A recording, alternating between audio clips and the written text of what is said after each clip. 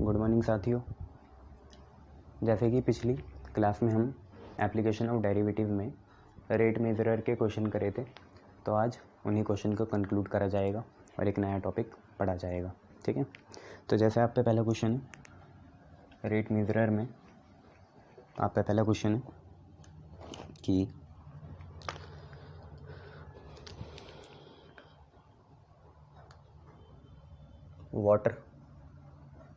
Water is leak कर रहा है from a conical funnel. Cone shape में फनल होता है ना, फनल देखा होगा आपने, तेल डालते हैं ना हम बड़े से कनस्टर से। अगर हमें छोटे से किसी डब्बे में तेल डालना है तो आपको पता है हम फनल का यूज़ करते हैं, कॉनिकल टाइप की, at the rate of 5 centimetre cube per second. If the radius of base is 5 centimeter and altitude is 10 centimeter. Find the rate at which the water level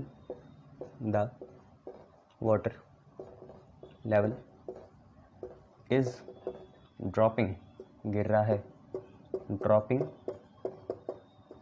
when it is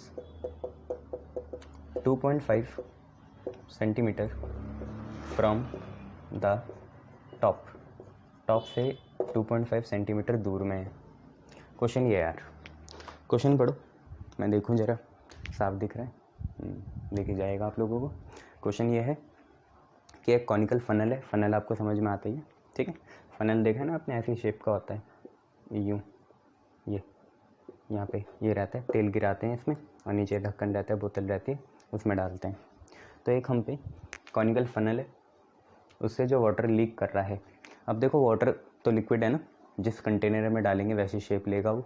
ठीक है, तो water leak कर रहा है conical funnel से 5 centimetre cube per second के rate से। ठीक है, रेडियस देर का 5 सेंटीमीटर और एल्टीट्यूड है आपका 10 सेंटीमीटर। रेडियस 5 सेंटीमीटर है बच्चे और एल्टीट्यूड 10 है। किसका है? वाटर का? नहीं, वाटर का रेडियस वही रहेगा बट एल्टीट्यूड चेंज होगा। ठीक है, जैसे जैसे ड्रिपिंग बढ़ेगी, समय बढ़ेगा तो पानी का लेवल कम होता जाएगा। ठीक है, तो हमें वही रेट निकालना है जिसमें वाटर लेवल ड्रॉप कर रहा है when it is 2.5 centimetre from the top से 2.5 सेंटीमीटर नीचे है। ठीक है, तो टोटल 10 है, टॉप से 2.5 है, तो हाइट कितनी है पानी की? 7.5 है। ये तो समझ में आता है ना, तो हमें हाइट की वैल्यू 7.5 डालनी है। तो देखो पहले समझा देता हूँ मैं क्या है। एक हम पे कॉनिकल फनल है, ये हमने कॉनिकल फनल बनाया। ठीक है, इस कॉनिकल फनल का रेडियस जो है उसको आप कैपिटल आर ले लो, कितना है? 5 सेंटीमीटर है। और इसकी जो हाइट है, ठीक है, ये जो हाइट है, ये हाइट आपकी 10 सेंटीमीटर है। ठीक है, 5 सेंटीमीटर और 10 सेंटीमीटर। चलिए देखिए कि रेडियस आपका कितना है? 5 सेंटीमीटर है। ठीक है, और एल्टीट्यूड कितना है? 10 सेंटीमीटर है। मान लो किसी टाइम टी में पानी इधर है, ये रहा। ठीक है, किसी टाइम टी में पानी इधर है। ठीक है, तो ऐसा है, ये आपका पानी है।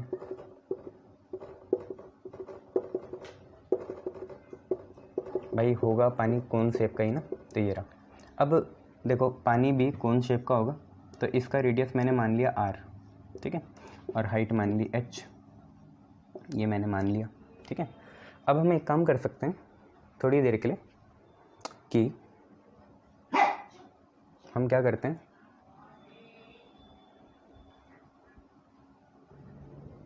ठीक है, तो हमने पानी क्योंकि कौन शेप का है तो इसका रेडियस r मान लिया, हाइट h मान ली। ठीक है, तो एक थ्योरम होती है बेसिक प्रोपोर्शनलिटी थ्योरम, वो हम यहाँ लगा सकते हैं। तो थेल्स थ्योरम बोलते हैं उसे, थेल्स की थ्योरम, वो हम यहाँ पे लगा सकते हैं, जिसे BPT भी बोलते हैं, बेसिक प्रोपोर्शनलिटी थ्योरम। यहाँ पे कैसे लगेगी? क्योंकि दो ट्राइंगल बने आप पे, एक तो ये बड़ा वाला बना ये भी 90 डिग्री है, और एक छोटा वाला बना, ये भी 90 डिग्री है, ये वाला, ठीक है। दो ट्राइंगल है, राइट एंगल ट्राइंगल, दोनों सिमिलर होंगे, एक है बड़ा वाला कोन वाला और एक पानी वाला, ठीक है। तो दोनों में हम कुछ यूज़ कर सकते हैं। तो इसमें क्या करेंगे, हम थेल्स थ्योरम या बेसिक प्रोपोर्शनैलिटी थ्योरम लगा देंगे। तो देखिए बेसिक प्रोपोर्शनैलिटी थ्योरम क्या बोलेगी, रेशियो ऑफ रेडियस और हाइट का रेशियो सेम होगा। रेडियस का रेशियो और हाइट का रेशियो क्या होगा, सेम होगा, अगर दो हम पे सिमिलर ट्राइंगल है, जैसे यहाँ पे राइट एंगल ट्राइंगल है। तो ध्यान से देखो, बड़ा रेडियस, एक रेडियस हमें कितने देर का, 5 देर का, और एक रेडियस कितना है, स्मॉल आर है, ठीक है। एक रेडियस 5 है और एक रेडियस कितना है, स्मॉल आर है। याद रखना 5 इसका है, बड़े का है, तो हाइट भी बड़े की रखेंगे ऊपर। तो जो हमारा कोन है उसकी हाइट 10 है, और अपने वाटर की हाइट कितनी है अभी के लिए, h है, टी टाइम पे, है ना। तो इसका रेडियस भी देखो कम होता रहेगा लेवल के साथ, और हाइट भी क्या होती रहेगी, कम होती रहेगी। रेडियस भी कम होता रहेगा और हाइट भी क्या होती रहेगी, कम होती रहेगी। यहाँ से ड्रिप करेगा ना, ये लीक करेगा, दैट्स वाई। तो बड़ा रेडियस, छोटा रेडियस, बड़ी हाइट, छोटी हाइट, कोन की हाइट, कोन की हाइट, कोन का रेडियस, पानी का रेडियस, पानी की हाइट। अब 5 2 जा कितना हो गया, 10 हो गया। तो यार आप देखो, ये h की वैल्यू 2r आ गई, पर हमें तो हाइट का लेवल बताना है कि ये कितना कम हो जाएगा, कि जब रेडियस कितना हो, 5 हो, ठीक है, और हाइट क्या हो, 10 हो। नहीं, जब हाइट कितनी हो, टॉप से 2.5 सेंटीमीटर हो, तो ये निकालना है। तो यहाँ से r की वैल्यू h/2 डालेंगे अगर ज़रूरत पड़ेगी, है ना। r की वैल्यू h/2 डालेंगे। नाउ एक चीज़ मान लेते हैं, लेट v जो है be the volume of water at instant T. किसी इंस्टेंट टी में हमने वाटर की वॉल्यूम कितनी मान ली, v मान ली, और आपको पता है वाटर भी कौन शेप का है, तो वॉल्यूम वाटर की हो जाएगी 1/3 पाई r² h, ये हो जाएगी। कौन की तो यही वॉल्यूम होती है। अब क्या है, दिक्कत है, हमें टाइम के रिस्पेक्ट में देना है, क्योंकि हमें ये सेंटीमीटर क्यूब पर सेकंड मतलब वॉल्यूम का चेंज दे रखा है टाइम के रिस्पेक्ट में, dv/dt दे रखा है आप लोगों को। तो आपको टाइम के रिस्पेक्ट में करना है, और यहाँ पे दो वेरिएबल हैं, r भी है h भी है, और फाइनली आपको h का रेट चाहिए। तो आप एक काम करोगे, यहाँ से r की वैल्यू हटाओगे, तो r की वैल्यू हम हटाएंगे तो देखो क्या होगा यार, आपका r h/2 है, यहाँ डालेंगे तो v = 1/3 पाई r का स्क्वायर है, r की जगह h/2, तो h/2 का स्क्वायर, ठीक है, ये आया r² की जगह h/2 का स्क्वायर इंटू h। आगे बढ़ाएंगे तो π/3, ठीक है, h² इंटू h होगा h³, ठीक है, h² इंटू h होगा h³ π/3 ऐसी, और 2 का स्क्वायर 4 हो गया, ठीक है। तो पाई h³ और 4 3 जा कितना 12, ये हम पे आ गया। अब इसके बाद क्या करना है, जब हम पे ये आ गया तो हम इसका डिफरेंशिएट करेंगे, तो ये हटा देते हैं। डिफरेंशिएट करेंगे इसे वॉल्यूम के रिस्पेक्ट में, तो dv/dt आप करोगे π/12 बाहर आएगा।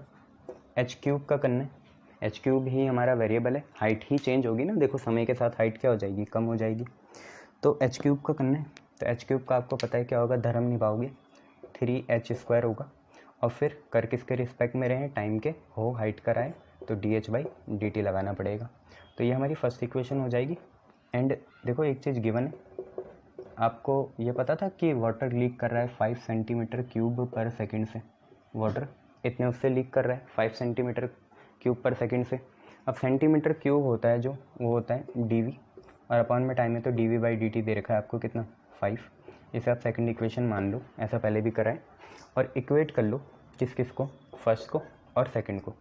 फर्स्ट और सेकंड को हमने इक्वेट करा, यहाँ से आया आप पे 3 4 जो 12 कटेगा, तो आप पे आया पाई h²/4, ठीक है, पाई h²/4 dh/dt, और यहाँ से आया बच्चों 5, सेकंड इक्वेशन से 5 आया, तो हमें dh/dt देखो कितना मिला यार, 5 4 जो कितना 20, और पाई h² आएगा नीचे, ठीक है, तो 20/πh², 5 4 जो 20 और 20/πh² आ गया।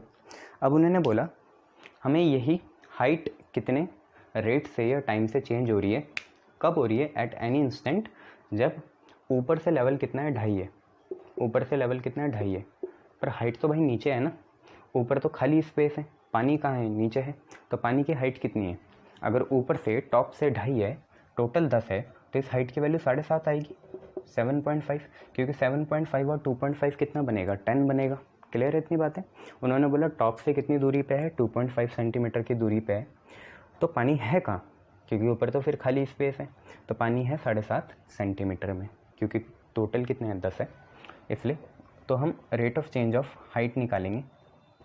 हाइट जब हम बॉटम से कितना है, क्योंकि टॉप पे तो पानी है नहीं, बॉटम पे ही जाएगा ग्रेविटी की वजह से, तो एच की वैल्यू 7.5 डालेंगे, 7.5, और इसे निकालेंगे तो 20/पाई, और हाइट की वैल्यू 7.5, और इसका चलेगा स्क्वायर।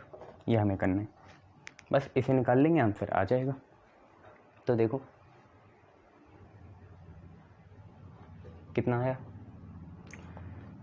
dh/dt हम निकाल लेते पर्टिकुलरली जब हाइट की वैल्यू 7.5 है, तो 20 लिखा, पाई की वैल्यू होगी 22, और बाई 7, तो 7 ऊपर जाएगा। और बच्चों ये 7.5 है, 7.5 मतलब 15/2, तो 15/2 का क्या चलेगा? होल स्क्वायर चलेगा। तो ध्यान से देखो, 27 × 140 हो गया, और यहाँ पे हो गया 22, और 15 का स्क्वायर हो गया 225, और बच्चों 2 का स्क्वायर होगा 4, जो अपॉन में 4 है वो ऊपर जाएगा, इंटू 4 हो जाएगा। बस इसे सॉल्व करो। अब ये 2 बार जाएगा, ये 11 टाइम्स जाएगा, और ये 5 से जाएगा, 5 4 × 20, 5 5 × 25, 5 2 × 10, 5 8 × 40। देन इसके बाद हम पे आया 28 2 × कितना? 56, और 45 × 11 करेंगे तो 450 प्लस 45 495, तो 56/495 DH होगा सेंटीमीटर पर सेकेंड। तो ये हमारा आंसर आ जाएगा। ये तो हम ऐसे भी छोड़ सकते थे, 20/पाई 7.5 का स्क्वायर, तो हमारे इतना आ जाएगा 56 ये। क्लियर है? शाबाश। अच्छा, और हाइट कम हो रही है, तो आप लगाना चाहें तो यहाँ पे माइनस भी लगा सकते हैं कि हाइट क्या हो रही है? कम हो रही है। क्लियर? शाबाश। चलिए दूसरा क्वेश्चन देखेंगे इसी से रिलेटेड। नेक्स्ट क्वेश्चन है कि हमने क्या करना है,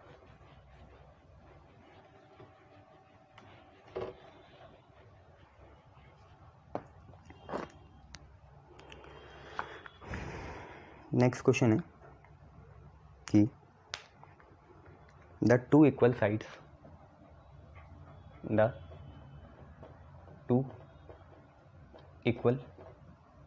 साइड्स of an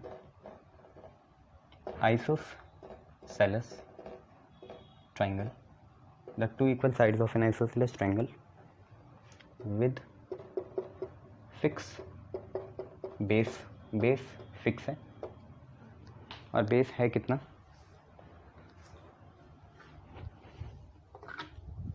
बेस आप पे है 20 centimetre, are decreasing at the rate of 3 centimeter per second. How fast is the area decreasing? How fast is the area decreasing when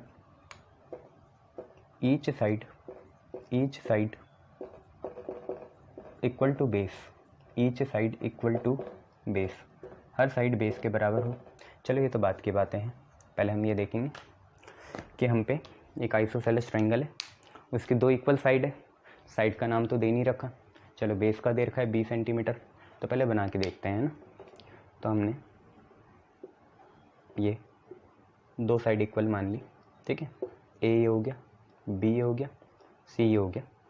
A B और ए सी अपने मन से क्या मान लिया? इक्वल साइड मान ली, बेस फिर बी सी हो जाएगा, और बी सी की वैल्यू 20 सेंटीमीटर दे रखी है, ठीक है। ये कितना होगा?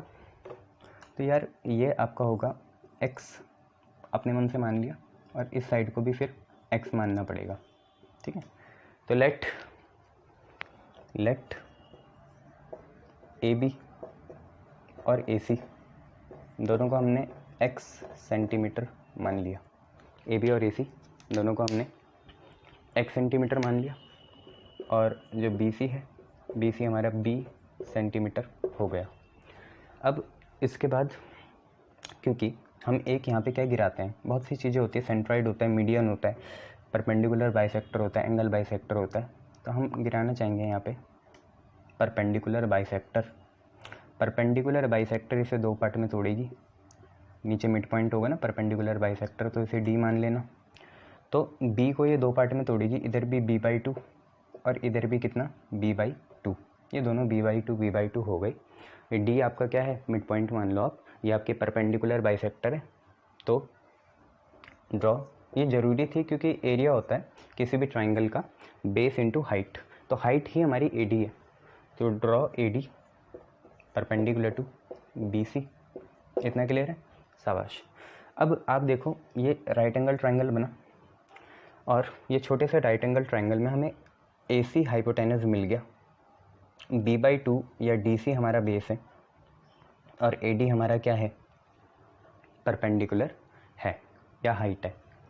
तो हमें हाइट या परपेंडिकुलर कितना मिलेगा, हाइट या हमारा जो परपेंडिकुलर है AD वो कितना मिलेगा, पाइथागोरस थ्योरम निकालेंगे तो अंडर रूट परपेंडिकुलर होगा अंडर रूट हाइपोटेन्यूज का स्क्वायर माइनस बेस का स्क्वायर।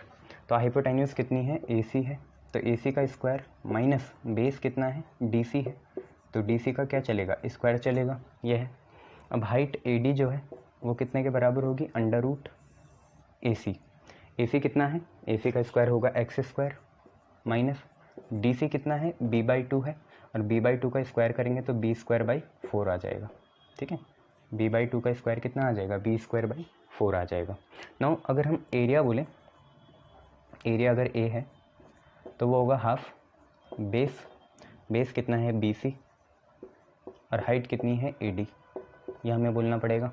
ठीक है, एरिया हो जाएगा हाफ बेस हमारा BC और हाइट कितनी AD।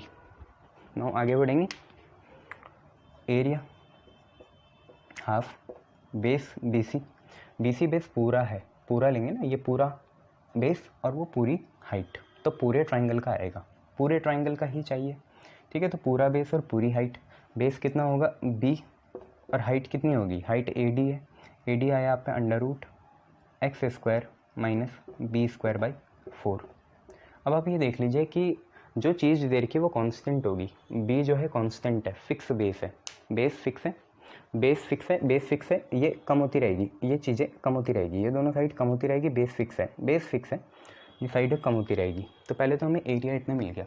ठीक है, अब उन्होंने बोला कि the two equal side of N isosceles triangle decreasing कर रही है at the rate of 3 centimetre per second. इसका मतलब हमें ये भी गिवन है, अगर हम ये मिटाते हैं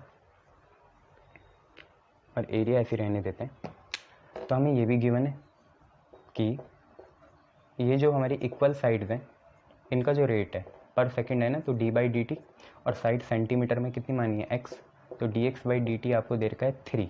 ठीक है, ये चीज़ है, इसका हम डिफ्रेंशिएशन करते हैं, b को कांस्टेंट मानना, तो dA/dt जब आप करोगे तो यार आप खुद देखो b/2 तो बाहर आएगा। अच्छा, इसकी मजबूरी है कि ये रूट के अंदर है तो इसको तो बाहर नहीं ला सकते, पर ये वाला b/2 बाहर आ जाएगा, और आपको d/dt करना है किसका, सिर्फ इसका, under root x² minus b²/4 का, इसका आपको करना है। और इसका डिफ्रेंशिएशन हम लोग कर लेंगे, ऐसी कोई बड़ी बात तो है नहीं, इसका डिफ्रेंशिएशन काफ़ी आसानी से हो सकता है। रूट का आपको पता है, हाफ लिखा, रूट को नीचे भेज दिया, तो यहाँ पे चलेगा dA/dt। आगे बढ़ेंगे तो ये आएगा b/2, यहाँ पे हाफ लिखा, रूट को भेज दिया नीचे, रूट कितना है x² माइनस b²/4 है। ठीक है, ये है। अब अंदर का करा तो x² का होगा 2x, x² का होगा 2x और माइनस b²/4, क्योंकि b कांस्टेंट है तो b² भी कांस्टेंट होगा और उसका कितना आएगा, 0 आएगा। ठीक है, तो ये वाली चीज़ का 0 आया, माइनस ये रहा, x² का 2x आया, रूट का लिख दिया, हाफ लिखा, रूट को नीचे भेज दिया। अब आप चाहते हैं तो 2x माइनस 0 आपका बनेगा 2x माइनस 0 आपका 2x बना, 2 से 2 कैंसिल हो गया, तो आप पे बचा ऊपर तो bx, ऊपर bx, और नीचे देखिए क्या बचा, 2 रूट में x² minus B square by 4 ये बचा। तो हमारा जनरल एरिया का चेंज होने का रेट आ गया और ये डिक्रीज़ होगा ऑब्वियसली, तो यहाँ माइनस लगा देंगे अपने मन से। अब उन्होंने बोला कि हमें पर्टिकुलरली कब निकालना है एरिया का रेट, जब साइड और बेस बराबर हों। तो हम एक चीज़, अब आपकी मर्जी है, या तो आप b को x लिखो या x को b लिखो, पर माना सही वो जाता है कि कांस्टेंट आ जाए। ये चीज़ तो आपकी कांस्टेंट आनी चाहिए। तो x और b में कांस्टेंट कौन है? b है। b तो हमें दे रखा है, तो हम x को b पुट करेंगे और देखेंगे हमारा आंसर कितना आने वाला है। ठीक है, कांस्टेंट डाले करो वैल्यू को। तो x में तो अभी भी एक हमें सस्पिशन होगा कि कितना चेंज होगा, बट b में कोई सस्पिशन नहीं है, तो यहाँ x को हम b डाल देंगे। तो माइनस ऊपर वाला b दोबारा बना x, एक x पहले से है तो ये एक्स स्क्वायर बना, सॉरी ऊपर वाला b ऐसी है, x की जगह b डालेंगे तो ये माइनस बी स्क्वायर बना। यहाँ 2 है, फिर यहाँ रूट है, ये एक्स स्क्वायर आपका बना बी स्क्वायर, और ये हुआ B square minus B square by 4। LCM लोगे तो 4b square minus B square by 4 आ जाएगा। इसका मतलब 3b स्क्वायर बाई 4 आ गया। ठीक है, तो आप कुल मिला के आया माइनस बी स्क्वायर, 2 आया, और रूट के अंदर आया 3b स्क्वायर बाई 4। यार आप खुद देखो, माइनस बी स्क्वायर हो गया, 2 ऐसी है। अब यहाँ देखो 3 का रूट होगा √3, b स्क्वायर का रूट होगा b, और 4 का रूट होगा 2। प्रिंसिपल डिवीजन याद है ना, ये वाला है। ठीक है, ये तो ऐसी है, ऐसे 2 है। ठीक है, 3 का रूट √3, b स्क्वायर का रूट b, 4 का रूट 2, 2 से 2 कैंसिल, b से 1 पावर कैंसिल। तो आप पे कितना आ गया?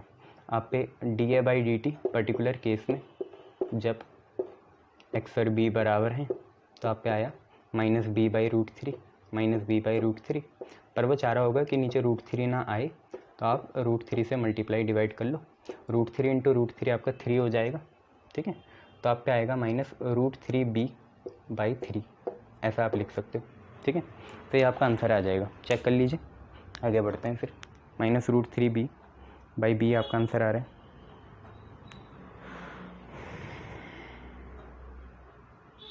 ठीक है, शाबाश।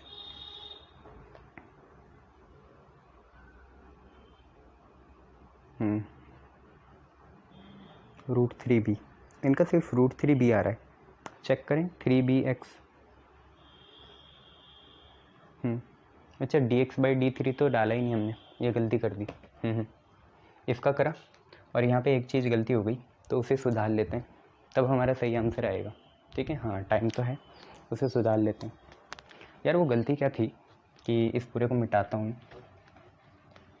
हमने धर्म तो निभा लिया, दोस्ती दुश्मनी देखी नहीं। ठीक है, तो पहले वो करेंगे। तो बात ऐसी है कि dA/dt हमें करना था, तो आपको याद होगा आपका b/2 बाहर आया था, और d/dt करना था आपको अंडर रूट किसका? आपको करना था x का square minus b square by 4 का, शायद इसी का करना था। अब देखते हैं। तो यार पहले आप धर्म निभाओगे, तो dA/dt आपने करा था b/2 बाहर, इसका रूट का करोगे तो हाफ लिखा और रूट को नीचे भेज दिया, तो ये कितना था? X square minus B square by 4। ठीक है, और उसके बाद अंदर का करेंगे तो एक्स स्क्वायर का 2x आएगा। ये सारा क्लियर है। उसके बाद देखो बी स्क्वायर बाई 4 का 0 हो जाएगा, और साथ में हमें dx/dt भी लगाना पड़ेगा। ये गलती हो गई थी, सॉरी फॉर दैट, जल्दबाजी में हो गया ये। सर आप तो बहुत स्लो लिख रहे हो, फिर जल्दबाजी हो गई। तो हमने क्योंकि धर्म तो निभा लिया, रूट का कर दिया, अब हम कर x कर रहे हैं, हो टी का रहा है, तो dx/dt भी लगाना पड़ेगा। 2 से 2 कैंसिल हो गया, तो dA/dt आपका कितना आया? ध्यान से देखो, b/2 तो चल ही रहा है, x तो चल रहा है। ठीक है, under root X square minus B square by 4 चल रहा है। ठीक है, इंटू dx/dt आपका 3 है, तो वो भी आपको डालना था। ये हो गया। अब ये आपको पर्टिकुलरली निकालना कब था? ये आपको पर्टिकुलरली निकालना था जब x और b क्या हो जाए? बराबर हो जाए। तो dA/dt हमें पर्टिकुलरली निकालना था कब? जब x और b क्या हो जाए? बराबर हो जाए। तो यहाँ से देखें तो देखिए कितना आएगा? 3xb, तो 3 लिखा, b लिखा। ठीक है, और एक x को दोबारा b बनाया तो ये 3b स्क्वायर हो गया अपॉन 2 ऐसी है। ठीक है, अंडर रूट एक्स स्क्वायर को बनाएंगे बी स्क्वायर, और B square minus B square by 4 आ जाएगा, B square minus B square by 4।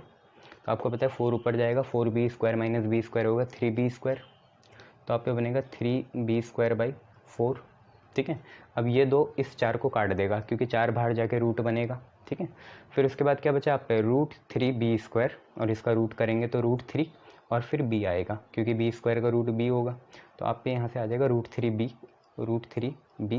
इससे एक पावर कैंसिल, √3 को काटेगा तो ऊपर √3 बचेगा और एक b भी बच रहा है, तो √3b यूनिट डालोगे सेंटीमीटर स्क्वायर और टाइम की आ जाएगी सेकंड। ठीक है, ये मत भूलना आप मेरे जैसे। ठीक है, गुड।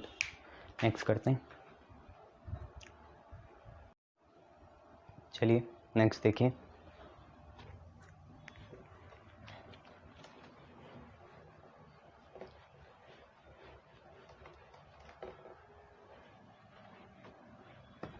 नेक्स्ट क्वेश्चन क्या है, या नेक्स्ट क्वेश्चन आपसे बोल रहा है कि a point source of light, a point source of light, एक पॉइंट सोर्स ऑफ लाइट है, जैसे लैंप होता है, पोस्ट से लैंप होता है ना, पोल होता है, पोल के ऊपर लाइट होती है ना, वही along a straight road is at a height of is at a height of a meters। उसके बाद एक नादान लड़का है, a boy b meters in height, a boy b meters in height is walking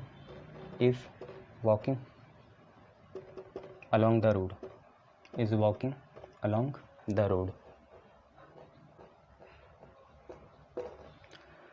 How fast is its shadow? How fast is its shadow increasing if he is walking away? If he is walking away from light at the rate of c metre per minute, c metre per minute से वो दूर जा रहा है। तो देखो आप खुद ही देखो, अगर आप किसी लाइट सोर्स के पास जाते हो ना, तो आपकी शेडो परछाई, ठीक है, प्रतिबिंब बोलते हैं जैसे, शेडो परछाई, वो क्या होती है, कम होती है, और जैसे जैसे दूर जाते हो तो आपकी शेडो भी क्या होती है, बढ़ती है। आप खड़े हो तो आपकी शेडो लेटी हुई होगी, आप लेटे हुए हो तो आपकी शेडो वॉल पे खड़ी दिखेगी। तो ऐसे इस बेस पे मान के हम ये करेंगे। तो एक पॉइंट सोर्स ऑफ लाइट है, वो क्या है, is situated along a straight road at a height of a metre. ठीक है, तो ऐसा कुछ है कि a मीटर की हाइट पे। तो सबसे पहले तो हमें ग्राउंड बनाना पड़ेगा, ये हमने ग्राउंड बना दिया, और मान लो ये हम पे लैंप पोस्ट है।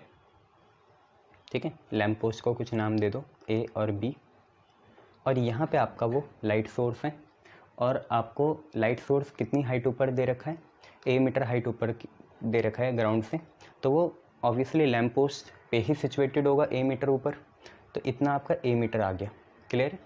और एक लड़का है नादान सा b मीटर हाइट का, वो इसी रोड पे मूव कर रहा है, तो a b हो गया, c मान लो, d मान लो, और यहीं पे वो नादान सा लड़का है और उसकी हाइट कितनी है, b मीटर है, तो यहाँ पे b आ गया।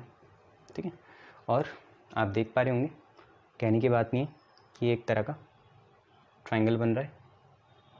अब उन्होंने बोला, आप देखो जब ये इसके पास होगा लैंप पोस्ट के, यहाँ पे आपका लैंप होगा, तो लैंप पोस्ट के जब पास होगा तो इसकी शेडो जो होगी, देखो आदमी खड़ा है तो शेडो यहीं बनेगी, ग्राउंड पे, ज़मीन पे ही दिखेगी, तो जो शेडो है छोटी होगी। जब ये पास होगा, जितना दूर जाएगा तो शेडो क्या होगी, बढ़ती रहेगी, है ना। तो मैंने मान लिया किसी टाइम पे वो सी पोजीशन पे है बंदा, ठीक है, और ए बी सी डी हो गया, ई ये पॉइंट मान लेंगे। तो अगर सी डी इंसान है तो सी ई उसकी क्या हो जाएगी, शेडो हो जाएगी। शेडो उल्टी क्यों बनेगी, इधर ही बनेगी शेडो, है ना, लैंप के इधर बनेगी या इधर बनेगी, ऐसी है। और उन्होंने बोला he is walking away from the light at the rate of C metre per minute, ये लाइट से दूर जा रहा है at the rate of C metre per minute, तो ऐसे जाएगा दूर, ऐसे ऐसे ऐसे। तो पहले इनको कुछ मानना पड़ेगा, तो इसको मैं अपने मन से ए बी हो गया, इसे x मान लेता हूँ और इसे y मान लेता हूँ, ठीक है। अब ये बंदे का चलने का वो है, ठीक है, कि वो इतनी स्पीड से जा रहा है। तो ये जो CA है ये क्या होगा, जितना ये बढ़ेगा उतना वो इंसान जो है लैंप पोस्ट से दूर चले जाएगा। जितना CA बढ़ेगा उतना इंसान लैंप पोस्ट से दूर चले जाएगा। तो वही बोल रखा है he is walking away at the rate of C metre per minute. तो ये C कुछ और है ना, तो AB कुछ और मान लेते हैं, नहीं तो तुम कंफ्यूज हो जाओगे। तो ABC तो नहीं मान सकते, D मान लेंगे, E मान लेंगे और F मान लेंगे, है ना। ये अब उन्होंने बोला कि जो इंसान है वो लैंप पोस्ट से C मीटर पर मिनट की दूरी से जा रहा है। इसका मतलब क्या हुआ, इसका मतलब ये हुआ कि जब वो जाएगा तो डिस्टेंस x बढ़ेगा और x का रेट टाइम के हिसाब से कितना है, c है, ठीक है। जाने का रेट क्या है, c है।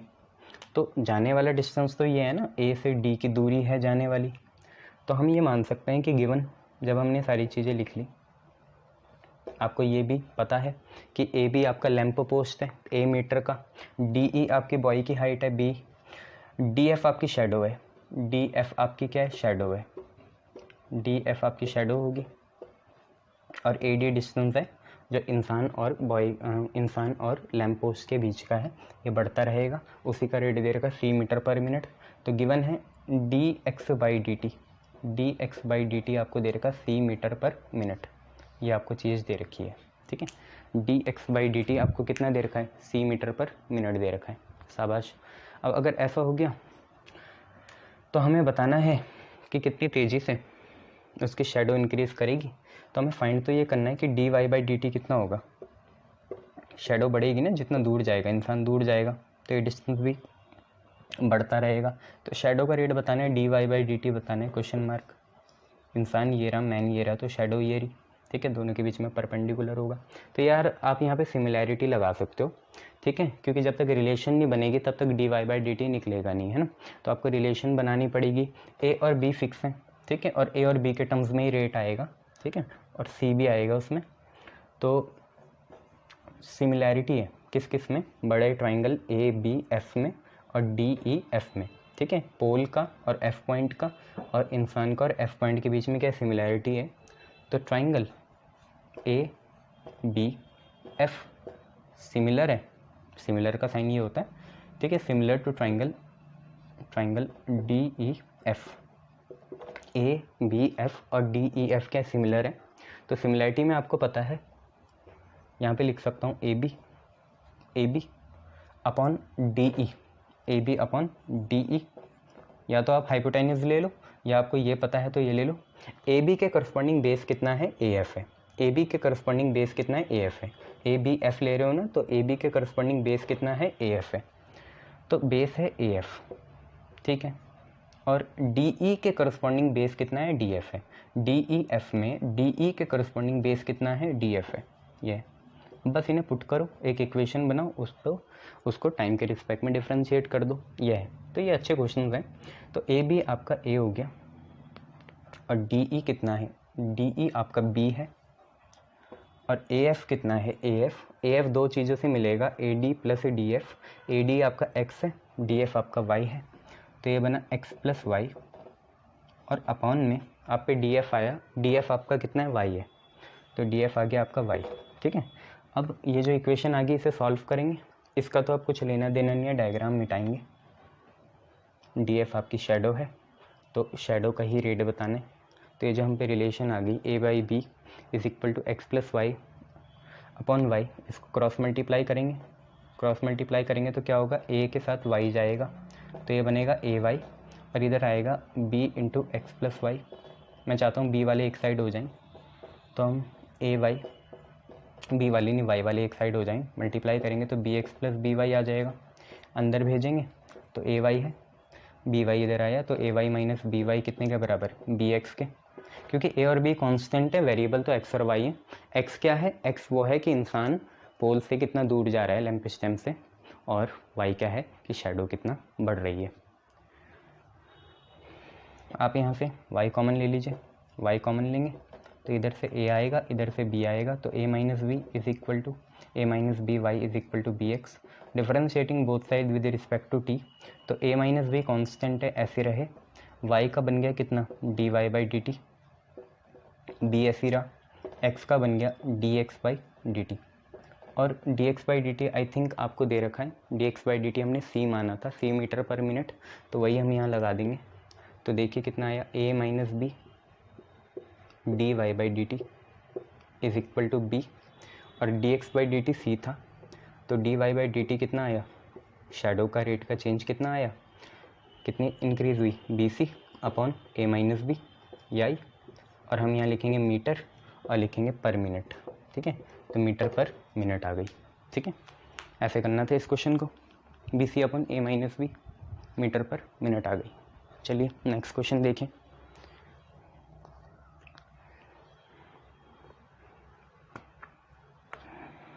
इससे मिलता जुलता एक क्वेश्चन आप खुद करना। ठीक है, मैं डिक्टेट कर रहा हूँ, आप लोग लिखो, इससे मिलता जुलता खुद लिखना करना। ठीक है, क्वेश्चन है अ मैन 160 सेंटीमीटर टॉल, एक आदमी है 160 सेंटीमीटर लंबा है वो, जैसे यहाँ पे बी था ना वैसे ही। तो a man 160 centimetre tall walks away from the source of light, walks away from the source of light situated at the top of the pole, situated at the top of the pole 6 metre high, 6 metre का है pole, man की height 160 centimetre है, 6 metre high, at the rate of 1.1 metre per second, 1.1 metre per second, full stop. How fast is the length of the shadow increasing? How fast is the length of the shadow increasing when he is 1 meter away from the pole? ठीक है, when he is 1 meter away from the pole, तो ये आपको आ ही जाएगा निकाल के ना, वैसे कोई फ़र्क तो पड़ेगा नहीं, 1 मीटर का कोई सिग्निफिकेंस तो होगा नहीं। ठीक है, यह है when he is 1 metre away from the pole. आदमी की हाइट 160 सेंटीमीटर है, पोल की हाइट जहाँ पे लाइट सोर्स है 6 मीटर है, और जो आपका इंसान जो है वो पोल से कितनी स्पीड से दूर जा रहा है, 1.1 मीटर पर सेकंड से जा रहा है। तो हमें बताना है शैडो कैसे इंक्रीज़ होगी और कितनी होगी जब वो 1 मीटर अवे होगा। चलो नेक्स्ट क्वेश्चन करते हैं, ये आप करना। इसका आंसर बच्चों पॉइंट ऑप्शन दे देता हूँ, कितना आएगा। पहला ऑप्शन है 0.1 आना चाहिए, दूसरा आना चाहिए 0.2, तीसरा आना चाहिए 0.3, चौथा आना चाहिए 0.4, और ये सब आपको पता है मीटर पर सेकंड में ही होंगे। ठीक है, 0.1, 0.2, 0.3 और 0.4। नेक्स्ट देखिए, नेक्स्ट आपको बोला कि a particle moves along the curve, a particle moves along the curve, एक पार्टिकल जो है वो कर्व के अलोंग मूव कर रहा है। कर्व है 6y is equal to x cube plus 2, 6y is equal to x cube plus 2। Find the points on the curve, find the points on the curve at which y coordinate, y coordinate ordinate होता है ना, x coordinate होता है abscissa. ठीक है, तो y coordinate is changing 8 times as fast as x coordinate, ठीक है, ये आपका क्वेश्चन है। तो हमको ये एक कर्व दे दिया है। ठीक है, हमको ये कर्व दे दिया है 6y is equal to x cube plus 2, और हमें इस कर्व में ऐसे कुछ पॉइंट निकालने हैं जिन पॉइंट्स के लिए, ठीक है, पॉइंट्स निकालने हैं मतलब एक से ज़्यादा ही आएंगे, तो जिन पॉइंट्स के लिए, और कोऑर्डिनेट में प्लस माइनस दोनों चलता है, तो जिनके लिए y जो कोऑर्डिनेट है वो 8 गुना ज़्यादा चेंज हो रहा है as comparison to x coordinate, x coordinate से 8 गुना ज़्यादा तेज़ी से वो चेंज हो रहा है। चलो ये तो कोई बात नहीं है। तो हमें गिवन है कि जो y कोऑर्डिनेट चेंज हो रहा है वो 8 गुना ज़्यादा तेज़ी से हो रहा है x कोऑर्डिनेट से। भाई किसके रिस्पेक्ट में हो रहा होगा, टाइम के रिस्पेक्ट में हो रहा होगा, तो गिवन हमें यह है कि d Y by D t जो है y का कोऑर्डिनेट का चेंज वो 8 गुना ज़्यादा तेज है as comparison to x coordinate, मतलब D x by D T, ये हमें दे रखा है। ठीक है, y कोऑर्डिनेट का चेंज कितना है, 8 गुना है x कोऑर्डिनेट के। अब हम निकाल सकते हैं, कोई बड़ी बात नहीं है। हमें देखिए कर्व कितना दे रखा है, कर्व हमें दे रखा है 6y is equal to x cube plus 2। आप दोनों साइड टाइम के रिस्पेक्ट में डिफ्रेंशिएशन कर दीजिए। ठीक है, इसे फर्स्ट इक्वेशन मान लेना और 6 और डिफ्रेंशिएशन करा टाइम के रिस्पेक्ट में y का, और यहाँ पे भी डी बाई डी टी हुआ टाइम के रिस्पेक्ट में किसका, एक्स क्यूब प्लस 2 का। इसका हमें करना है। देखिए 6 ऐसी है और d Y by D t भी ऐसी है। यहाँ पे करेंगे तो एक्स क्यूब का होगा 3x², और यह टाइम के रिस्पेक्ट में कर रहे हैं तो D x by D t भी लगाना पड़ेगा। पहले धर्म निभा दिया, एक्स क्यूब का हुआ 3x², और फिर टाइम के रिस्पेक्ट में करेंगे एक्स का तो D x by D T. देखो 2 का 0 आएगा, बट 2 का भी होगा किसके रिस्पेक्ट में, डी बाई डी टी के, तो ऑब्वियसली वो भी 0 आएगा। तो कुल मिला के यही है। अब आप कितना बढ़िया बात होगी, d Y by D t को 8 D x by D T डाल दीजिए, तो फ्रॉम फर्स्ट 6 हो गया। इसको भी कुछ मान लो, मैंने बोला ना आपके हिसाब से चलना चाहिए क्वेश्चन, आप इक्वेशन के हिसाब से नहीं चलनी चाहिए। तो 6 D Y by D T हो गया 8 D x by D T, इतना क्लियर है ना। D Y by D T की जगह 8 D x by D T डाल दिया, और यहाँ है 3x² और यहाँ है D x by D T. D x by D T से D x by D T cancel हो गया, 3 कितने जा 2 जा 6, x² की वैल्यू आ गई 8 2 जा 16। ठीक है, D x by D T से D x by D T cancel, 3 2 जा 6, 8 2 जा 16, x² आ गया, और x की वैल्यू आई +-4। अब ये डालनी कहाँ है, सेकंड में डालेंगे, वहीं से तो आएगी, क्योंकि देखो कर्व में ही तो है वो पॉइंट, तो कर्व की इक्वेशन को सेटिस्फाई करेंगे। तो x की जगह +-4 हम कहाँ डालेंगे, कर्व की इक्वेशन में डालेंगे। तो देखो जब x और y की वैल्यू हम निकाल लेते हैं, या ऐसे फॉर्म में निकाल लेंगे, हमारा आंसर हो जाएगा। तो एक बार x होगा +4 और एक बार x होगा -4, ये दोनों चीज़ें होंगी, एक बार +4 एक बार -4। तो एक बार +4 डाल देते हैं यहाँ पे x की जगह, तो देखो कितना आएगा, 6y ऐसी है, +4 यहाँ डालेंगे, 4 का क्यूब होगा 64 और 2 है, ऐड करेंगे 4 का क्यूब 64 और 2, तो ये आएगा 66, और 6 11 जो 66 होता है, जो x 4 है तो y कितना है 11 है। अब देखिए 6y आ गया, -4 डालेंगे तो -4 की ऑड पावर है तो माइनस आएगा, और 4 का क्यूब 64 होता है और +2 है, तो 6y आपका आया -62, और 2 से कटेगा ये, तो y की वैल्यू -31, 3 2 जा 2 3 जा 6, 2 1 जा 2, 31/3 आ जाएगी, तो -31/3। तो आप पे पॉइंट आ गया। देखो पॉइंट आप ऐसे लिख सकते हैं कि रिक्वायर्ड पॉइंट्स हैं, पॉइंट्स बोला ना, एक x का 4 y का 11, x आगे y पीछे, और -4 और -31/3, ये आप लोग लिख सकते हो। ठीक है, काम बन जाएगा, ऐसे ही करना है। तो x का 4 आया और 11 आया, और y का आया -4 और -31/3। शाबाश। नेक्स्ट देखो,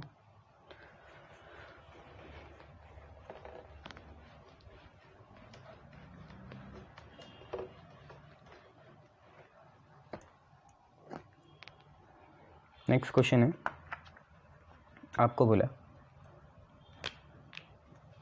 कि find points on the curve, find points on the curve, points निकालने कर्व में। कर्व है y² = 8x, एट विच एब्सिसा आपको पता है x का कोऑर्डिनेट होता है एंड ऑर्डिनेट y का होता है। Abscissa and ordinate changes at same rate, abscissa and ordinate changes at same rate. Abscissa और ऑर्डिनेट जो है सेम रेट में क्या हो रहे हैं, चेंज हो रहे हैं। तो हमें ऐसे पॉइंट्स निकालने हैं। ठीक है, तो हमें पॉइंट्स निकालने हैं इस कर्व में जिसमें एब्सिसा और ऑर्डिनेट सेम रेट में चेंज हो रहे हैं। तो आपको समझ में ही आगे कैसे निकालते हैं।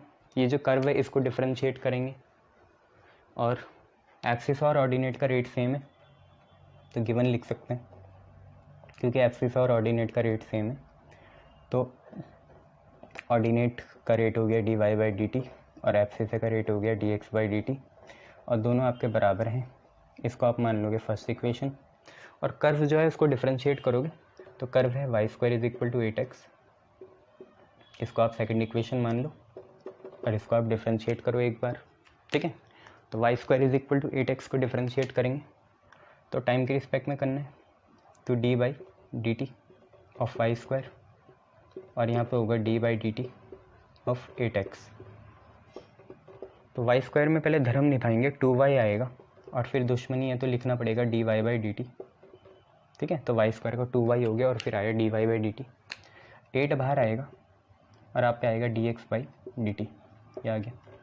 अब फ्रॉम फर्स्ट आप या तो dy बाई डी टी को dx बाई डी टी डाल दो, तो 2y लिखा, dy बाई डी टी कितना आ गया, dx बाई डी टी आ गया, और यहाँ पे वही चल रहा है 8, dx बाई डी टी को dy बाई डी टी लिख दो। पागल हो क्या, क्यों कर रहे हो, कटेंगे कैसे फिर, एक ही को रहने दो ना, dy बाई डी टी को dx बाई डी टी रख दो और उसे ऐसे रहने दो। dx बाई डी टी से dx by D T cancel हुआ, 2y 8 के बराबर आया। y की वैल्यू क्या करें, एक ही आई है 4, y की वैल्यू 4 आ गई ना, 2 4 जा 8, इसको सेकंड में डालो तो देखो कितना आएगा, y की वैल्यू 4 है, 4 का square is equal to 8x, 4 का स्क्वायर 16 होता है, 16 is equal to 8x, x की वैल्यू आपकी 2 आ गई, तो आपके पॉइंट्स कितने आए बच्चों, पॉइंट्स आए आपके 2,4 आपके पॉइंट आ गए, क्लियर है। और पॉइंट्स नहीं आए, एक ही आया, क्या करें, तो पॉइंट्स आपके 2,4 आ गए, ठीक है, शाबाश। चलिए नेक्स्ट क्वेश्चन देखिए।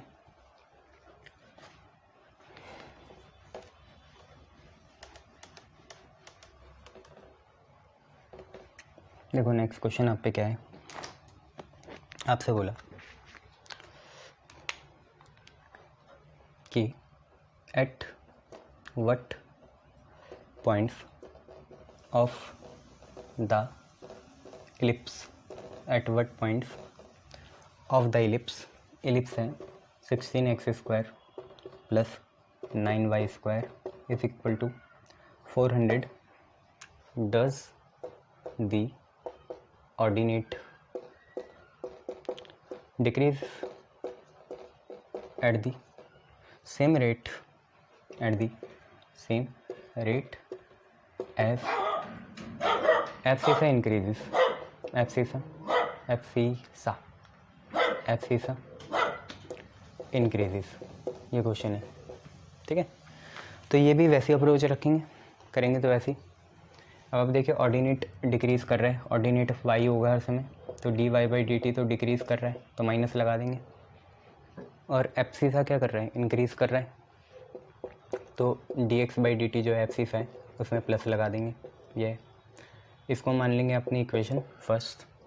एलिप्स आपको दे रखा है 16x square plus 9y square बराबर 400 के, इसे हम मान लेंगे सेकंड इक्वेशन, और इसे टाइम के रिस्पेक्ट में डिफरेंशिएट करेंगे, तो 16 into d by D t of x square plus 9 into d by D t of y square is equal to d by D t of 400, यह है।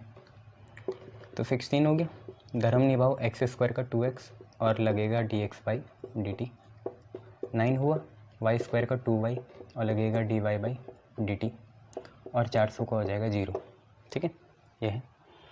अब एक काम करेंगे हम, 16 टू जा तो कर दिया हमने 32, वैसे 2 कॉमन लेके बाहर भी भेज सकते हो, 16 टू जा 32 d x by D t, 9 टू जा 18 plus 18y d Y by D t बराबर आ गए 0 के। अब आप क्या करो, d Y by D T की जगह या d x by D T की जगह minus d Y by D T डाल लो, तो देखते हैं कितना आता है। तो 32x चल रहा है और d x by D T की जगह हमने डाला minus d Y by D t, तो माइनस ये रहा और d Y by D T ये रहा, प्लस कितना है 18y है, और यहाँ पे कितने हैं d Y by D t, अब बराबर कितने के 0 के, ठीक है, इतना आया समझ में।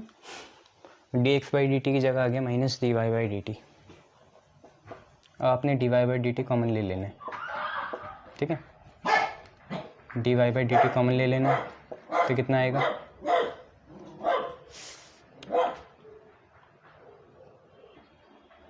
देखिए फिर dy by D t common ले लिया, यहाँ से आ गया -32x, ठीक है, और यहाँ से आ गया 18y, और ये बराबर आ गया कितने के, 0 के। अब इसके बाद दो क्राइटेरिया हो सकते हैं, या तो ये ब्रैकेट वाला 0 हो, या तो dy बाई डी टी 0 हो। अब dy बाई डी टी तो 0 हो नहीं सकता, ठीक है, क्योंकि फिर dx बाई डी टी भी 0 हो जाएगा, और फिर dy बाई डी एक्स भी 0 हो जाएगा, नहीं। तो dy बाई डी टी तो यहाँ 0 नहीं है, नॉट इक्वल टू 0।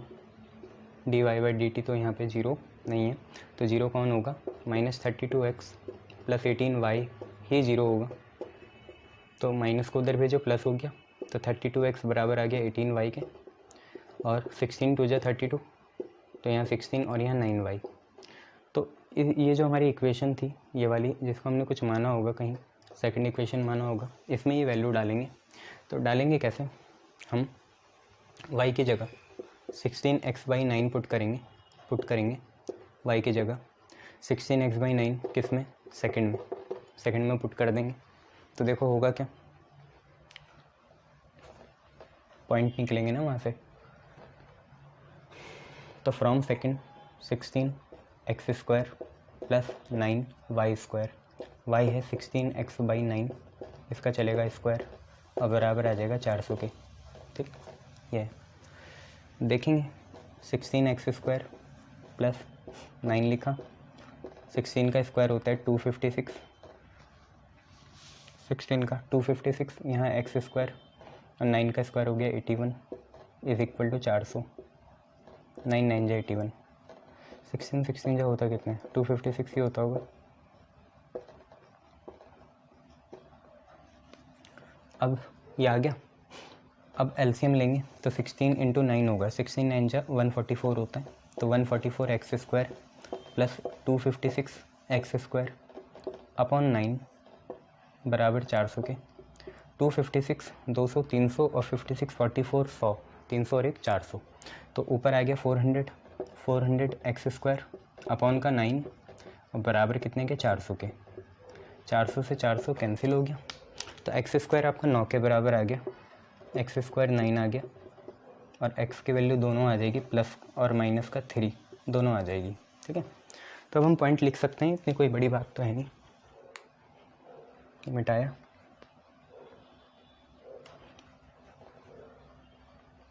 उसको देखेंगे when x is equal to 3, जब x कितना है, 3 है, तो देखते हैं कितना आ रहा है, x 3 है, 3 डालेंगे तो 16 × x का स्क्वायर, तो 3 का स्क्वायर 9 आ गया, प्लस 9y² बराबर कितने के, 400 के। 16 9 जा 144 होता है, 144 उधर जाएगा, तो 400 माइनस 144 आ गया। हमने अभी देखा था ये 256 है, इतनी तो मेमोरी रखे करो। अब 9 2 जा 18, तो आपके 7 बचा, 9 8 जा 76, 28 आएगा शायद। 3 से भी काटेंगे, 3 3 जा 9, 3 8 जा 24, और फिर 24 नहीं, 9 से तो जाएगा ये, 9 2 जा 18, 19 20, 9 8 जा 72 नहीं जाएगा। तो y² की वैल्यू आ रही 256 बाई कितनी, 9। इसको वैसे करेंगे तो y की वैल्यू आएगी 256 स्क्वायर होता है 16 का, 9 होता है 3 का, तो y की वैल्यू 16/3 आ गई। तो जब x 3 है तो y 16/3 है, तो x 3 है तो y कितना है, 16/3 है, ये याद रखेंगे। इसके बराबर जब x -3 है तो कितना आएगा, क्योंकि मेरे हिसाब से स्क्वायर वाली टर्म है तो आना वही चाहिए। x -3 है तो y दोबारा देखेंगे तो 16 × -3 का स्क्वायर प्लस 9 हो जाएगा, ठीक है, और 9y² होगा बराबर 400 के। फिर ये 400 माइनस 144, 256 आएगा, तो 256/9 आपका y² है, तो 256 16 का होता है और 9 होता है 3 का, तो y दोबारा 16/3 आ गया। तो पॉइंट ऐसे हैं कि उनमें ऑर्डिनेट तो सेम है, एब्सिसा अलग अलग है, ठीक है। तो ये भी हमारा हो गया, क्लियर, शाबाश।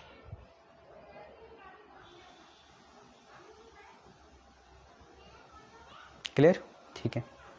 या हम एक काम और कर सकते थे कि जैसे हमारा y² आया 256/9, तो जब हम इसको y लिखते हैं तो प्लस माइनस लिख देते हैं, तो प्लस माइनस 16/3 आ जाता। तो प्लस के साथ प्लस दे देते हैं, माइनस के साथ माइनस दे देते हैं, ठीक है। तो ऐसे भी चल जाता है, प्लस के साथ प्लस और माइनस के साथ माइनस, ठीक है। चलिए नेक्स्ट क्वेश्चन देखें।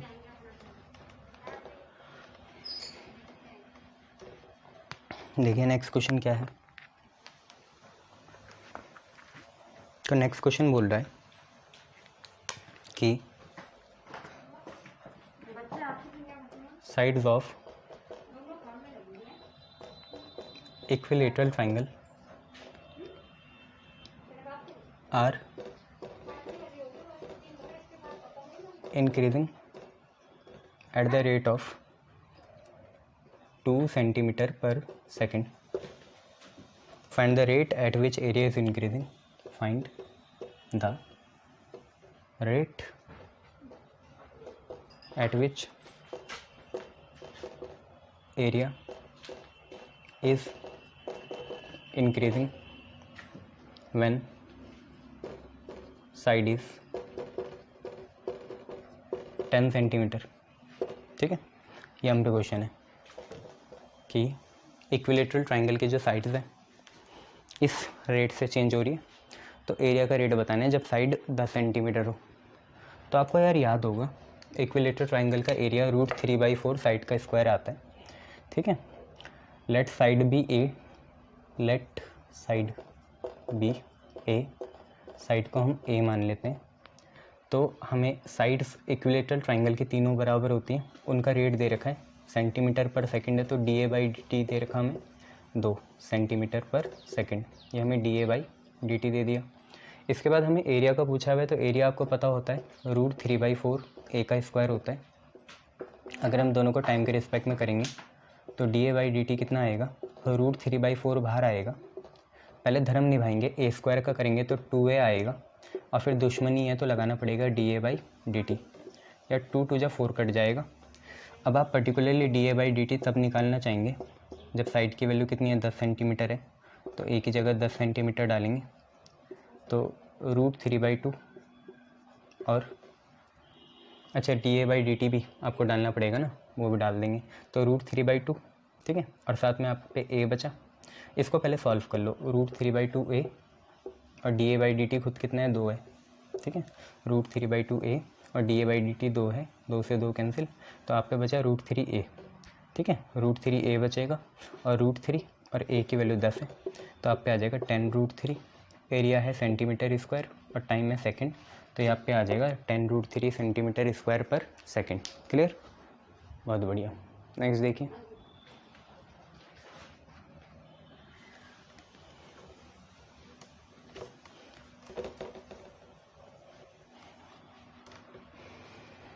नेक्स्ट क्या है,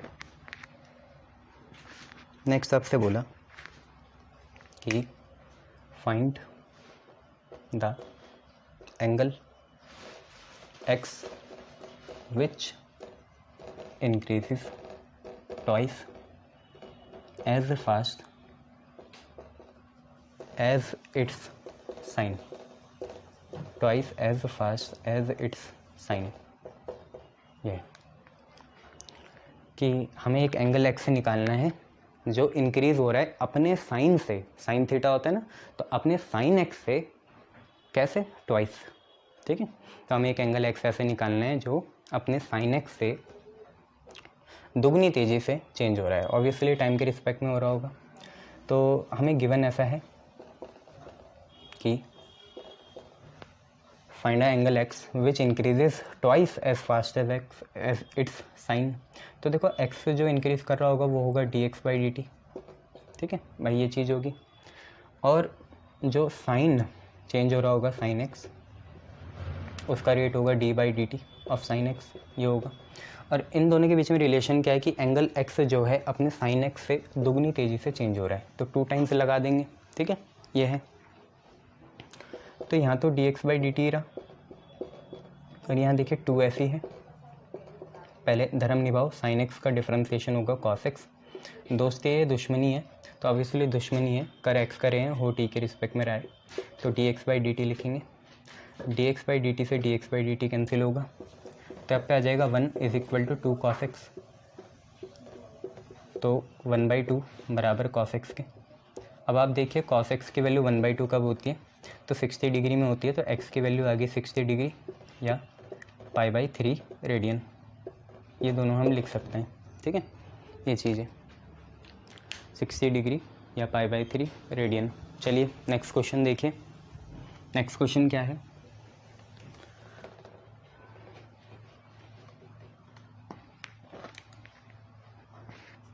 हम पे नेक्स्ट क्वेश्चन है कि water is dripping through tiny hole, water is dripping through tiny hole at the vertex मतलब कोना, vertex in the bottom of conical funnel, at a uniform rate of 4 cm³ per second, ये दे रखा। उसके बाद when the slant height, कोन की तो slant height ये होती है ना, तो when the slant height of water is 3 centimetre, जब स्लैंट हाइट वाटर की 3 सेंटीमीटर हो तो find rate of decrease of slant height, find rate of decrease of slant height,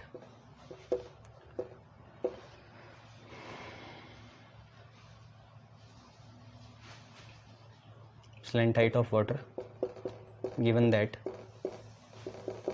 बुरा तो नहीं मानते H2O को ऐसे लिख दिया, मत मानना है ना। given that vertical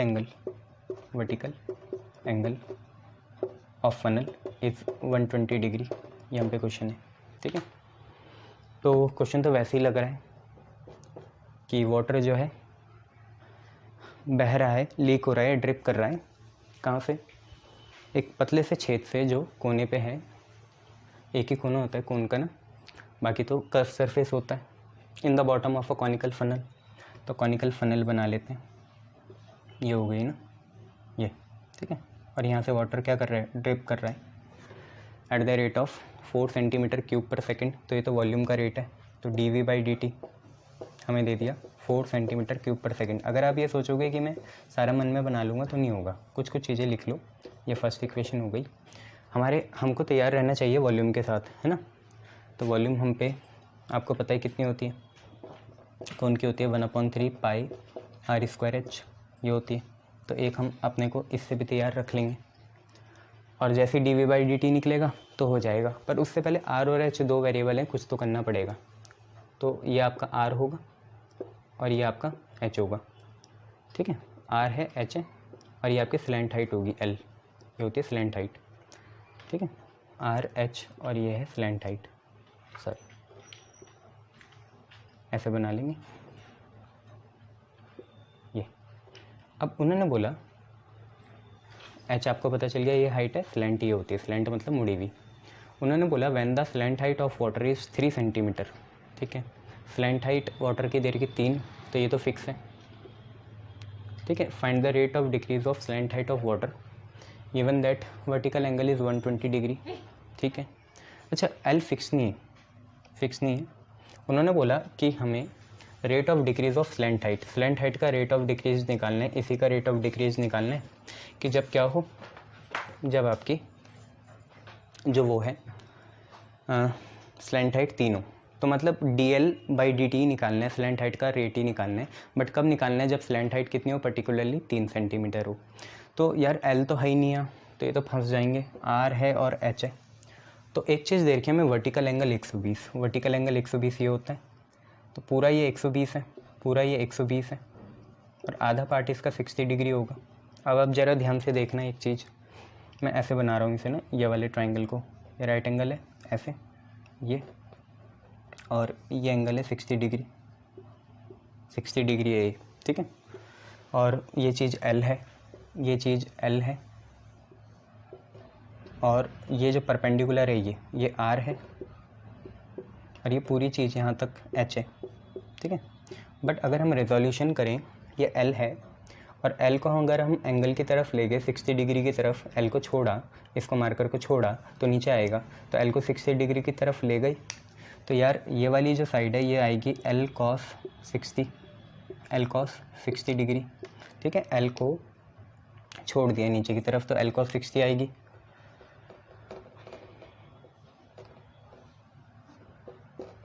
और भाई ये वाली L sin 60 आएगी, L sin 60। क्लियर है इतना? तो इस वजह से हम L को इंट्रोड्यूस करा पाएंगे, अगर करा पाएंगे तो, है ना। L है, नीचे गिराया तो L cos 60, और ये वाली चीज़ L sin 60, ऐसे इंट्रोड्यूस करा सकते हैं। तो देखो वॉल्यूम क्या बनी, π/3 है, R का स्क्वायर, R कितना है, L sin 60, तो L sin 60 का क्या चलेगा, स्क्वायर, और H है L cos 60, उसका तो कुछ ही नहीं चलेगा। तो अब जब सारी चीज़ें आ गई तो ये मिटा देता हूँ मैं, और आगे देखिए क्या होगा। वॉल्यूम निकाल लेते हैं, फिर उसका t के रिस्पेक्ट में करेंगे, वहीं से हमें dl/dt मिल जाएगा।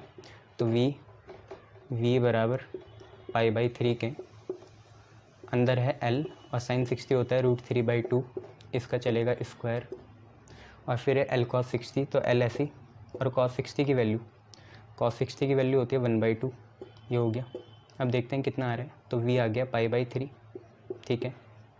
यार यहाँ से देखो L का स्क्वायर आएगा, ठीक है, L का स्क्वायर, और L ये रहा, तो L क्यूब बनेगा, इतना तो क्लियर है ना।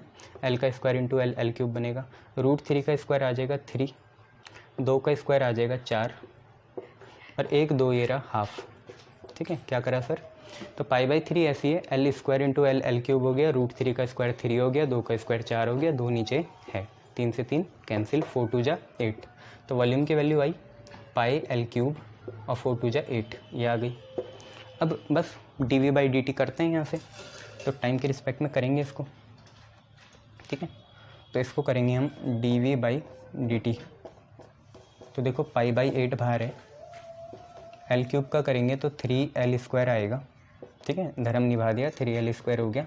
दोस्ती है दुश्मनी, तो दुश्मनी है तो लिखेंगे dl/dt, ये हमारी सेकंड इक्वेशन बन गई, और दोनों को इक्वेट करेंगे अब। तो फर्स्ट और सेकंड से equation first equating by second, हमें क्या मिलेगा, हमें कुछ ये मिला कि यहाँ से 4 आ गया, और यहाँ से आया 3πL²/8, और यहाँ पे आ गया dl/dt। तो dl/dt हमारा आया कितना, dl/dt आया हमारा 8 4 जा 32, और 3πL² नीचे, 8 4 जा 32 और 3πL² नीचे। अब ये तो जनरल स्लैंट हाइट का रेट ऑफ चेंज आ गया, बट हमें पर्टिकुलरली कब निकालना है, पर्टिकुलरली तब निकालना है कि जब स्लैंट हाइट कितनी है, 3 है, तो dl/dt पर्टिकुलरली तब निकालना है जब L की वैल्यू कितनी है, 3 है, तो 32 3 पाई और 3 का स्क्वायर 9 हो गया, तो आया 32/27 पाई, 9 3 जो 27 होता है। L को सेंटीमीटर, टाइम को सेकंड, तो 32/27 पाई सेंटीमीटर पर सेकंड आपका आंसर आ जाएगा। क्लियर है, शाबाश। नेक्स्ट देखिए,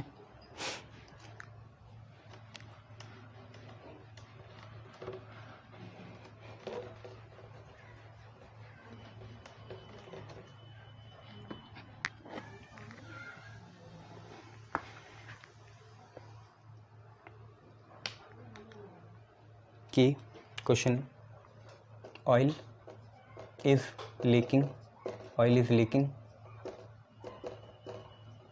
eight the rate of 16 ml millilitre पर सेकेंड, ठीक है। मिलीलीटर वही होता है सेंटीमीटर क्यूब, 1 लीटर में 1000 ml होते हैं, और 1 लीटर में ही 1000 सेंटीमीटर क्यूब भी होते हैं।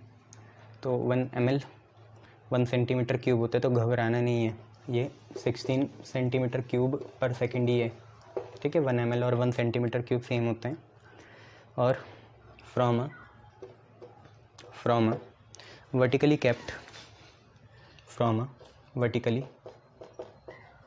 kept cylindrical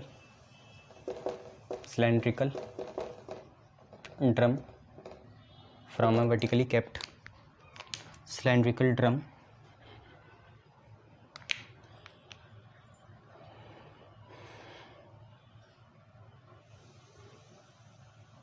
containing oil if radius of drum is 7 centimeter and height is 60 centimeter, find rate at which oil is changing, find rate at which oil is changing.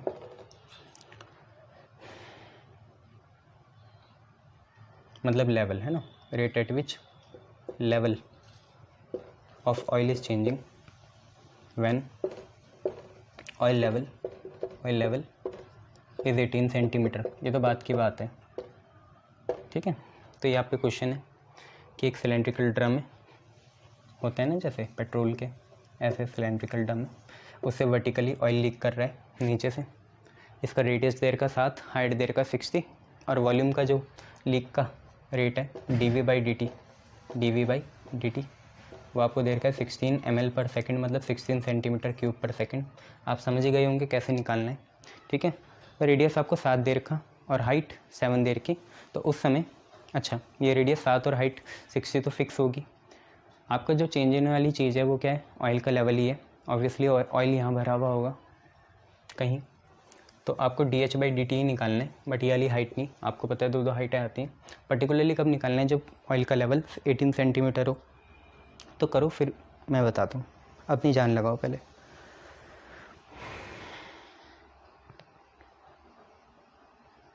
हो गया, very good, welcome back. तो आप ये देखो, क्या ये हमारे height काम की है? नहीं, ये हमारी हाइट काम की नहीं है, ठीक है। और ऑयल लेवल उन्होंने 18 सेंटीमीटर बोल दिया। ये हाइट काम की कब होती, जब वो ऐसे बोलते कि oil level from top is let us से 18 सेंटीमीटर। तो टॉप से ऑयल लेवल 18 है, तो ऑयल तो नीचे है ना, तो हम लिखते 60 माइनस 18। बट आज तो उन्होंने सीधा बोल दिया कि ऑयल लेवल 18 है, तो इसका मतलब नीचे से ही ऑयल लेवल कितना होगा, 18 होगा, ऊपर से नहीं होगा फिर, नहीं तो वो फ्रॉम टॉप बोलते हैं। तो 60 यहाँ पे किसी काम का नहीं है फिर, है ना। आज तो बस हमें dV बाई dt पता है, आपको वॉल्यूम पता होनी चाहिए कितनी होगी। अब देखो, जब ऑयल लीक करेगा तो ऐसे तो करेगा नहीं, बस ऐसे करे या ऐसे करे, वो जाएगा तो पूरा ही जाएगा। तो रेडियस तो बरकरार रहेगा 7, बस हाइट चेंज हो जाएगी किसी पर्टिकुलर टाइम में। तो सारी बातें इंस्टेंट में ही कर रहे हैं, तो समझ के रखना, सारी इंस्टेंट में हो रही है। तो वॉल्यूम होती है आपकी पाई r²h सिलेंडर की, कौन इसका 1/3 पार्ट होता है, तो ये तो पूरा ही होगा, 3/3 पार्ट होगा। तो r तो आपका कितना है, 7 है, तो पाई 7 का स्क्वायर और हाइट होगी h, ये होगा, है ना। रेडियस तो उतनी है ना, आपको पता है 7, हाइट ही चेंज होगी। तो वॉल्यूम कितनी आ गई, 49 पाई h। अब इसका रेट निकाल लेंगे। देखो 60 किसी काम का नहीं है, मैंने आपको अभी बताया भी है। अगर यहाँ फ्रॉम टॉप होता तो 60 माइनस 18 डालते हैं हम, जब बाद में डालना है, पर अब 18 डालेंगे। कब, अभी बताऊँगा आपको कब डालना है। तो dV बाई dt निकालेंगे, 49 पाई अलग हो जाएगा, h का रेट हो जाएगा DH बाई dt, ये हो जाएगा। dV बाई dt 16 डाल दो यहाँ से, तो 16 is equal to 49 pi DH by dt, ये हो गया। तो DH बाई dt की वैल्यू कितनी आ गई, DH बाई dt की वैल्यू आ गई 16/49 pi centimetre per second, 16/49 pi centimetre per second. और पर्टिकुलरली जब आप इसमें 18 सेंटीमीटर भी डालते तो यही आता, यही आपका DH by dt at 18 centimetre आता, क्योंकि यहाँ पे h की तो कोई टर्म नहीं है ना, तो आता इतना ही। जब 18 सेंटीमीटर में भी आप निकालते तो यही आता, ठीक है। तो ये चीज़ है, देख लो, 16/49 पाई आएगी, वो गुमराह करने के लिए दे रखा था और कुछ ही नहीं है, ठीक है। शाबाश, वेरी गुड।